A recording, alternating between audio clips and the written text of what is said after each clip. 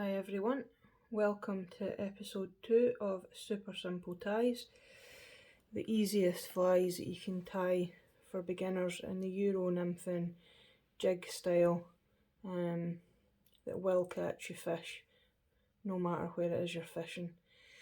So I've left a description of all the materials required in the description of this video. And I'm going to show you two ways to tie it because it's such a quick and easy tie. There's a kind of cheats way of doing it, and then there's a slightly harder way, but they're both incredibly simple. So this is a hot spot thread nymph. So this is what I'm going to be using for the hot spot. And when I do the cheats version, I'm also going to use this for the black body. It's in a 12/0. But you can get away with using an 8/0 thread as well, of your choosing. So this hook is a size 16 wide gape jig hook, and I've got a 2.5mm silver bead on there. I feel that silver works really well with this fly, but I'm pretty sure that gold or copper would do just the same job. So I'm going to tie this in just behind the bead, bring it down a little bit, bring it back up. That'll stop the bead from moving. Get rid of this.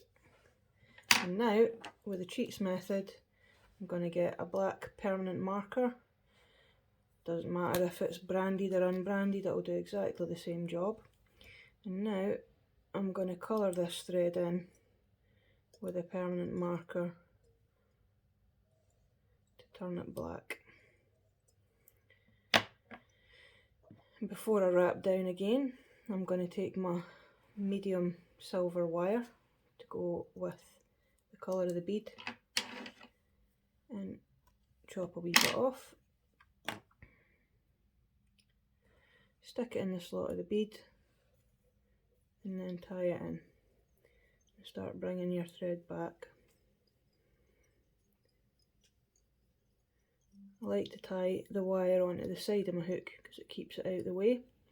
And then when I get down to about this point, about halfway, just over halfway, then I will get my tailing material, which in this case is a medium Pardo Coq de Leon. I'll get rid of all this fluff at the bottom because it's just a paint and you don't need it. I use very sparse tails on these flies, with maybe about 4 or so strands. So I'll pull it 90 degrees and tear it off, and that'll line up the tips. You want your tail to be roughly the same length as the fly, or just a bit long, just a bit shorter or longer. It's personal preference. I like them shorter. So now I'll hold this down and do a pinch and loop between my fingers, pull it down. Now you can move your wire out of the way and have a look, see if you're happy with the length. If you're not, you can pull it in either direction and shuffle it about until you're happy with it. And put another wrap down and start bringing it down the body.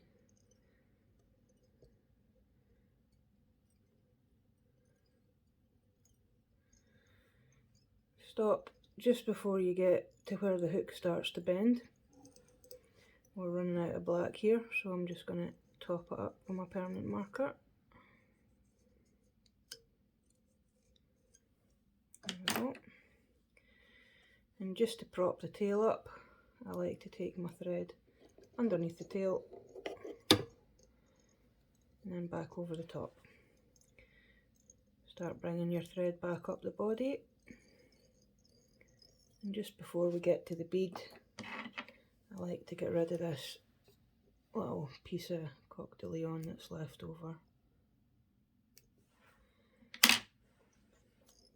Bring it right up and touch and turns.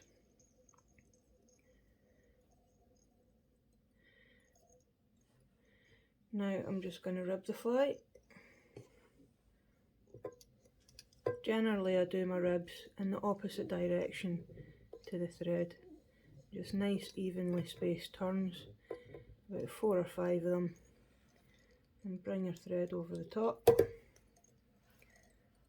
So behind and in front, and behind and in front. Now we can just give this a wiggle and it should pop off. A couple of wraps round, and this is our hot spot. What I'm going to do now is just start to finish the fly. Get a little bit of varnish on a dubbing needle onto your thread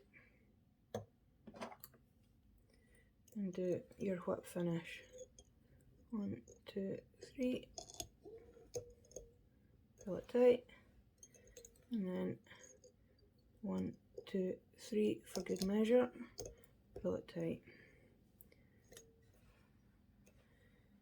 Now chop off the thread nice and close, and what I like to do, just for a little bit of durability, is get a bit more varnish and run it over your fly.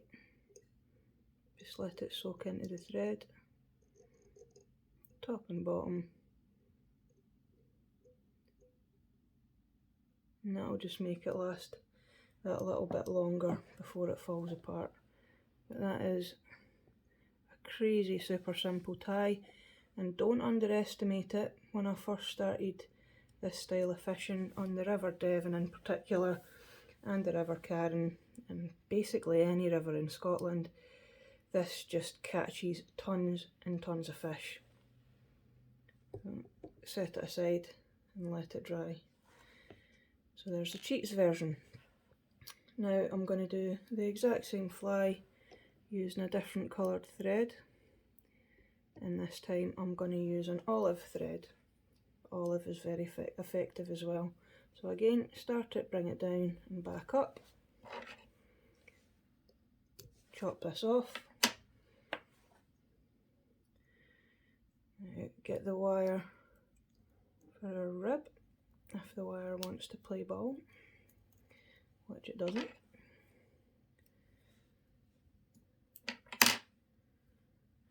Tuck it into the slot of the bead and start tying down.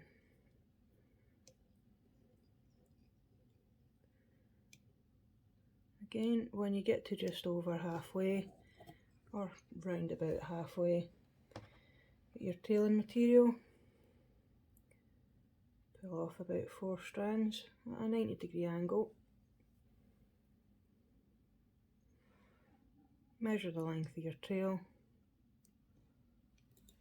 catch it in with a pinching loop.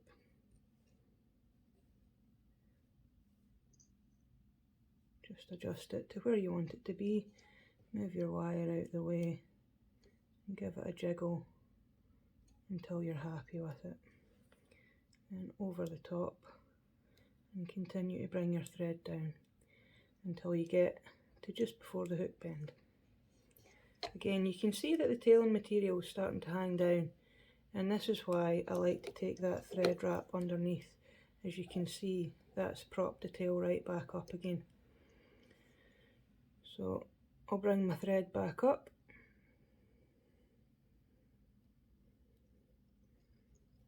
and before I get to the bead, I'll get rid of this extra little bit of coq de lion that we don't need.